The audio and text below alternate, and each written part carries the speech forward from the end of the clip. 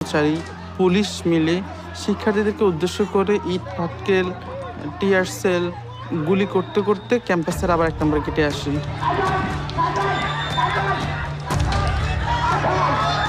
ঠিক সেই মুহূর্তে যখন শিক্ষার্থীরা চলে যাচ্ছিল পুলিশের বাধার মুখে পড়ে, অবস্থায় তাদেরকে ক্যাম্পাসের 1 নম্বর গেটে অবস্থান নেওয়ার জন্য ইন্সপায়ার করার জন্য সে হচ্ছে শুট মি বলে নিজের বুকটাকে ঠিক তখন পেতে দেয়। প্রথম গুলিটা লাগে তার পেটে। যখন সে তার পেটে লাগে সে বুঝতে পারে তার পেটে কিছুটা লাগছে।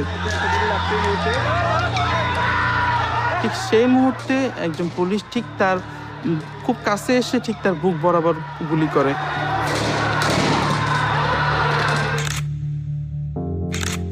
পরপর 2টো গুলি এসে তার বুকে লাগে।